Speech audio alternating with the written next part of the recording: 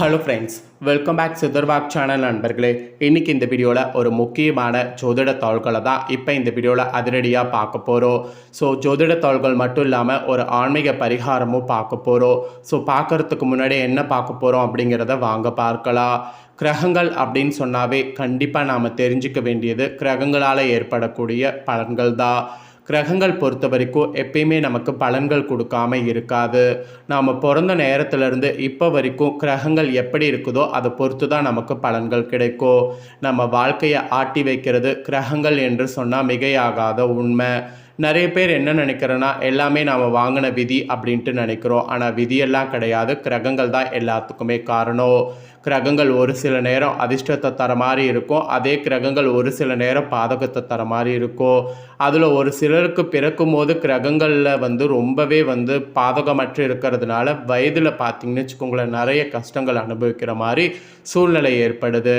அதெல்லாம் நாம் புரிஞ்சு தெரிஞ்சு அதற்கேற்ப நாம் நடந்துக்கிட்டாவே கண்டிப்பாக பல ஆபத்துக்கள் ஏற்படாமல் தப்பித்து கொள்ளலாம்.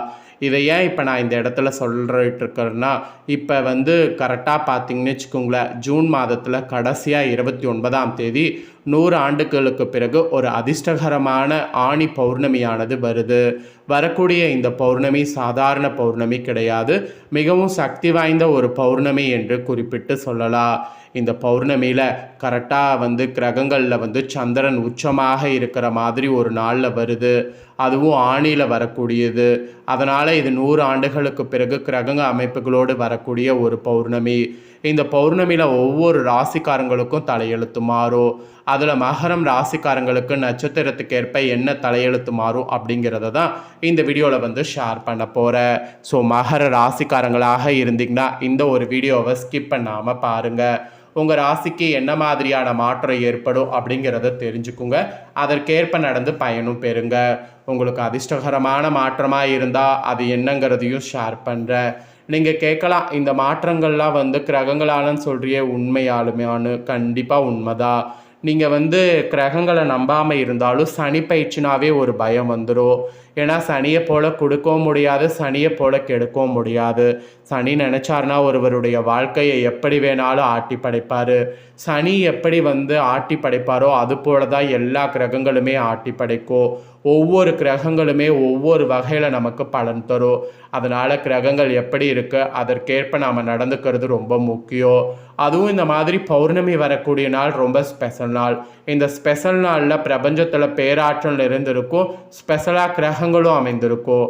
அதனால் இந்த நாளில் பார்த்திங்கன்னு வச்சுக்கோங்களேன் ஆன்மீக ரீதியாகவும் ஜோதிட ரீதியாகவும் ஆதிக்கம் அதிகமாகவே இருக்கும். அப்போ நம்ம ராசிக்கு என்ன மாதிரியான மாற்றம் பலன்கள் கிடைக்கும் அப்படிங்கிறத தெரிஞ்சு புரிஞ்சு அதற்கேற்ப நாம் நடந்து பலன் பெறணும். அதை தான் இந்த இடத்துல உங்களுக்கு சொல்ல வர. ஸோ வீடியோவை ஃபுல்லாக பார்த்து உங்கள் ராசி நட்சத்திரத்துக்கு பலன்களை தெரிஞ்சுக்குங்க. குறிப்பாக உங்களுக்கு பர்டிகுலராக என்ன பரிகாரம் செய்தால் நல்லதுங்கிறதும் சொல்ல போகிறேன். ஏன்னா பௌர்ணமி போன்ற நாட்கள் அதிசயமான ஒரு நாட்கள். அதனால் இந்த நாளில் நம்ம ராசிக்கு பரிகாரம் செய்தால் கண்டிப்பாக அது நல்லா நம்மளுக்கு அதிர்ஷ்டத்தை கொடுக்கும். அதனால் கஷ்டமெல்லாம் தீர்ந்து அதிர்ஷ்டம் பெறுவதற்கு என்ன பரிகாரம் செய்யணும் அப்படிங்கிறதையும் சொல்ல போகிறேன். அதையும் இந்த வீடியோவில் மகர ராசிக்காரங்க உங்கள் நட்சத்திரத்துக்கு ஏற்ப தெரிஞ்சுக்குங்க. திரும்பவும் சொல்கிறேன், வீடியோவை ஃபுல்லாக பாருங்கள். அப்போ தான் நான் உங்களுக்கு என்ன சொல்ல வரேன் அப்படிங்கிறத முழுசாக தெரிஞ்சுக்க முடியும். தெரிஞ்சு அதற்கேற்ப நடந்து பயனும் பெற முடியும். சரி வாங்க, உங்களுக்கான பலன் என்னங்கிறத இப்போ இந்த வீடியோவில் அதிரடியாக டீட்டெயில்டாக பார்க்கலாம். ஃபஸ்ட்டு மகர ராசிக்காரங்க பார்த்திங்கன்னு வச்சுக்கோங்களேன், உத்திராட 2, 3, 4 பாதங்களில் பிறந்தவங்களுக்கு குறிப்பிடப்பட்டிருக்கு. செல்வாக்கோடு வாழ வேண்டும் என்பதை லட்சியமாக கொண்டு உங்களுக்கு ஆணி பௌர்ணமி யோகமாக இருக்கும். ருணரேக சஸ்திரு ஜெயஸ்தானத்தில் சஞ்சரிக்கக்கூடிய சூரியன் உங்கள் முயற்சிகளை வெற்றியாக்குவார், செல்வாக்க உயர்த்துவார்.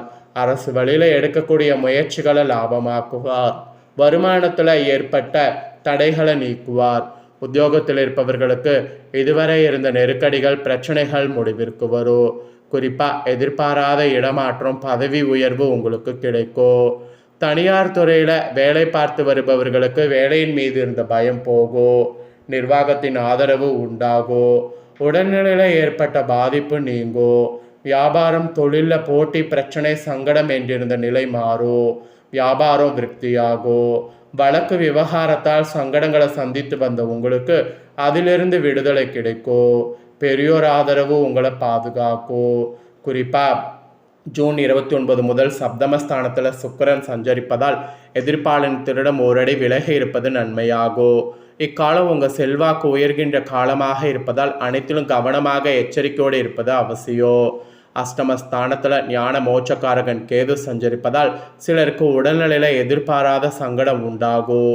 அதுவும் மருத்துவ செலவு ஏற்படும் என்றாலும் அதிலிருந்து மீண்டு வருவீங்க. தைரியம் தன்னம்பிக்கை அதிகரிக்கும். பெண்களுக்கு குடும்பத்தில் செல்வாக்கு உயரும்.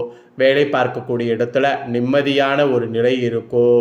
சிலருக்கு எதிர்பார்த்த உயர்வு ஏற்படும். பொன்பொருள் சேரும்.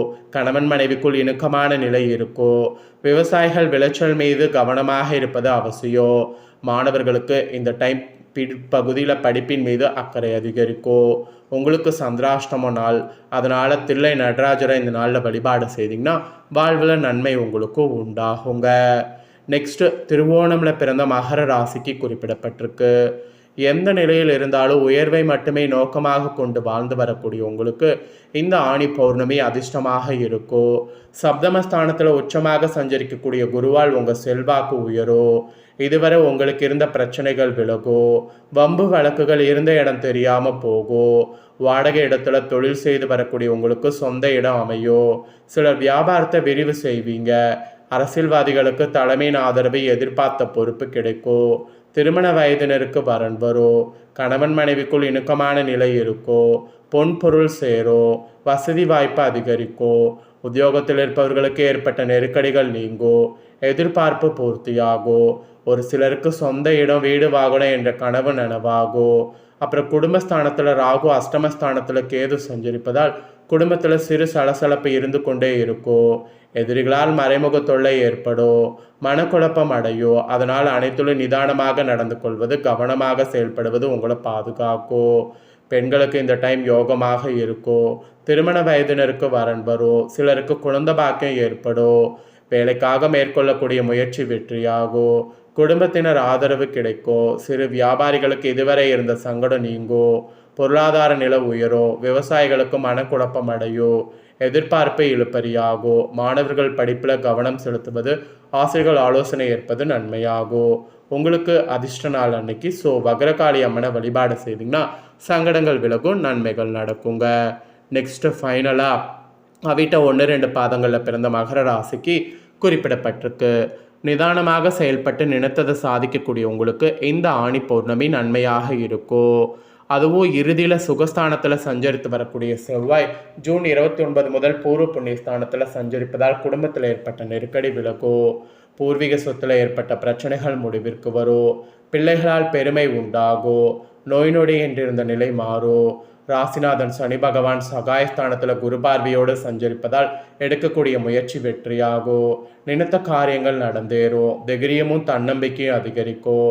மற்றவர்கள் முடியாது என்று கைவிட்ட வேலைகளை எடுத்து லாபம் காண்பீங்க. உங்கள் பாக்கியாதிபதி புதன் ஜூன் 29 முதல் வக்ர நிவர்த்தி அடைவதால் வருமானம் அதிகரிக்கும்.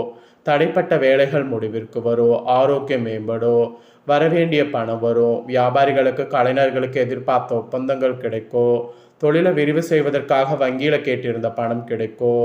ருணரேக சஸ்திர ஜெயஸ்தானத்தில் சஞ்சரிக்கக்கூடிய சூரியனால் உங்கள் செல்வாக்கு உயரும். உத்தியோகத்தில் எதிர்பார்த்த முன்னேற்றம் ஏற்படும். உங்களுக்கு எதிராக செயல்பட்டவர்கள் உங்களிடமே வந்து சரணடையக்கூடிய நிலை உருவாகும். புதிய தொழில் தொடங்கக்கூடிய முயற்சி வெற்றியாகும்.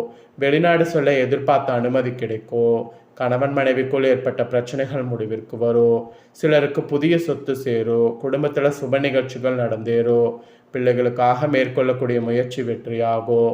வியாபார லாபம் தரும். பணியாளர் ஆதரவு கிடைக்கும். வருமானத்தில் ஏற்பட்ட தடைகள் விலகும். வயதானவர்களுக்கு உடல்நல சீராகும். ஆரோக்கியமாக நடைபோடக்கூடிய நிலை உருவாகும். மாணவர்களுக்கு படிப்பில் அக்கறை உண்டாகும். உங்களுக்கு சந்திராஷ்டமும் கிடையாது. அதிர்ஷ்ட நாள் அன்னைக்கு. ஸோ அதனால் ராமநாத சுவாமி வழிபாடு செய்யுங்க. எடுக்கக்கூடிய வேலைகள் வெற்றியாகும். ஸோ மகர ராசிக்காரங்க உங்கள் ராசி நட்சத்திரத்துக்கு ஏற்ப என்ன பலனை பெறுவீங்களோ அதை தெளிவாக இந்த வீடியோவில் உங்களுக்கு ஷேர் பண்ணிட்டேன். ஷேர் பண்ணதை தெரிஞ்சிருப்பீங்க, தெரிஞ்சதுக்கேற்ப நடந்து பயன் பெறுங்க. இதை நீங்கள் பார்த்தது போல் உங்கள் ஃப்ரெண்ட்ஸ் ஃபேமிலி இருக்கவங்களும் பார்த்து பலன் பெறணும்னு நினச்சிங்கன்னா வீடியோ லைக் பண்ணி ஷேர் பண்ணுங்கள். உங்கள் ஃப்ரெண்ட்ஸ் ஃபேமிலியில் இருக்கவங்களும் பார்க்கட்டும், அவங்களும் இந்த முக்கியமான தகவல்களை தெரிஞ்சு இதற்கேற்ப நடந்து பலன் பெறட்டும். இதே போல் புதிய தகவல்களை தெரிந்து கொள்ள சேனலை சப்ஸ்கிரைப் பண்ணுங்கள், கூட பெல் பண்ண ப்ரெஸ் பண்ணுங்கள். அப்போ தான் நான் போகிற மற்ற அப்டேட்டான வீடியோ உடனுக்குடனே தெரிஞ்சு பயன்பெற முடியும். சப்ஸ்கிரைப் பண்ணுங்கள்.